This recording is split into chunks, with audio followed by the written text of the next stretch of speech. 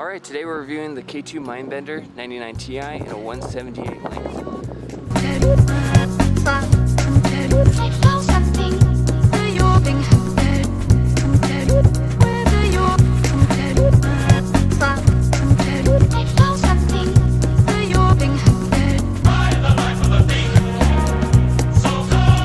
So I like these skis a lot.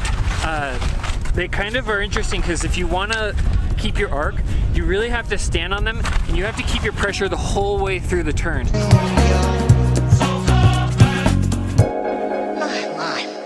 came this way. You can't kind of get lazy with it like on some of the other skis. So it's nice that it has full carving. It does really pop. It kind of pops a little bit below where the vocals do. So kind of in the midsection of the foot here is where you're popping out of the turn. But I'm really impressed. These are 99s and they feel wider. Like when you get into the really chunky stuff, they really do float well. And I'm really, really impressed with how well these carve.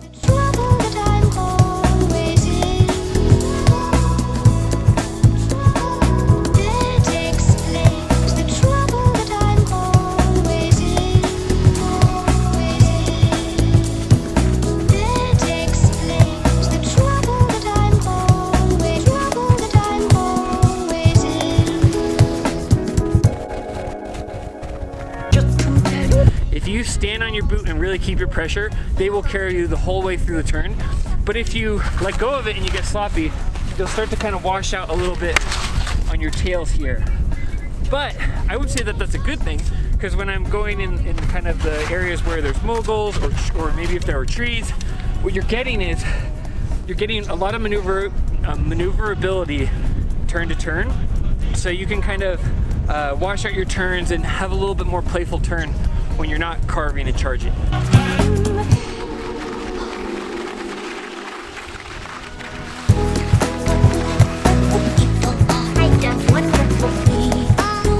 But these are a very diverse ski. They feel a little chunky when you first get on them, but once you get used to them, that carving and charging is really nice, especially for these conditions today. I like these skis a lot. I would probably give these a solid 8 out of 10, maybe an 8.5 out of 10 even. I'm really impressed with these, and I think that these are a really diverse ski. Like if you're looking for one ski, because not all skis that I've tried that have this kind of width have that amount of stability and charging on the ski, and they do give you all of your energy out of the turn. So these are really nice skis. I like these a lot. I'd say 8.5 out of 10 for sure. I like these skis a lot. You gotta get used to the timing. They're chunky, but for how much width you're getting and how much stability you're getting, it's totally worth it.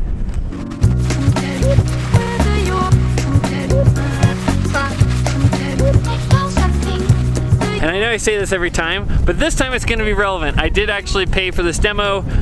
Tomorrow, I think I'm gonna be demoing some skis that I am not paying for, but I'm gonna be honest either way. And I'll tell you if I don't like stuff. But these K2 MINDBENDERs, I've never skied on K2 almost ever. Actually, I don't think I've ever owned a pair of K2s or demoed them before, and I'm really impressed with these. They're definitely a little on the chunky side, but the trade-off that you get with how much flotation you get and how much stability and how much pop you're getting out of your turn, totally worth it. And when I say chunky, I mean like wide and heavy. I'm not sure if there's a better word for it, but yeah, they feel kind of wide and heavy, but you know what? It's totally worth it for the amount of energy you're getting out of each turn and the amount of ease that there is in the shape that allows you to go edge to edge. So really impressed with these skis. And Zach bought them, so you know he's gonna like them one way or the other.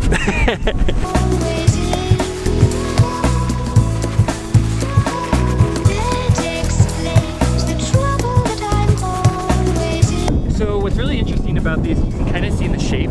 So they've got a little more shape than something like a Vocal Mantra, where the Vocal Mantra is a lot less distinct hourglass shape. These definitely have a little bit more shape than that, but I would say they're kind of in the same vein as the Vocal Mantra, where there's not a little difference between the tip and the midsection. So like if you want to load and initiate the turn, you definitely have to pressure that. But if you're a strong skier and you can get good pressure on your ski, it's not hard to get a good flex out of these, and the turn that you do get once you load up that ski is beautiful. Where you kind of get the bite of the turn is definitely closer to the binding in that midsection. But I really love the shape. These nice wide tips really are great with turn initiation. And I think, as you can kind of see in the design, a lot of the metal is kind of forked around here, and it's coming from the base. So a lot of your stability is in the base once you get loaded on the turn. But it's not very hard or difficult to get the tip to bite and get that turn initiated.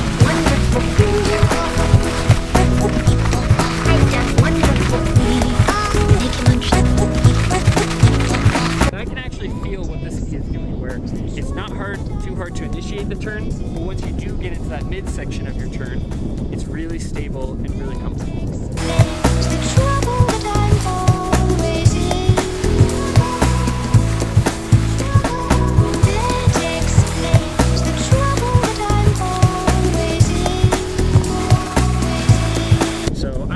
By these, I'm really impressed. I'm always a little skeptical when I get onto some of these wider skis.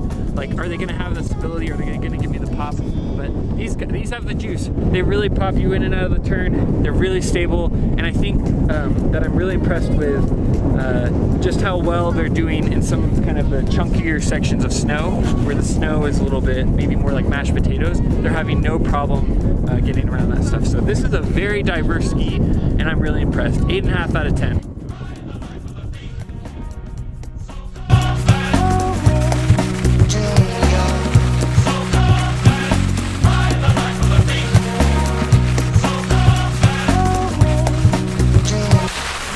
Wow, they definitely want to stay on track. Like, once you get them in a track, they rip that line.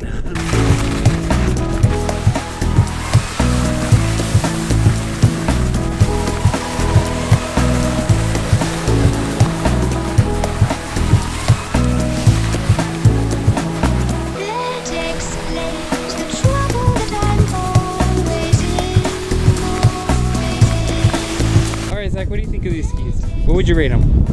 Yeah, I think I agree with your 8.5. I think it really depends on your ability level. They're super poppy. I was really impressed with that.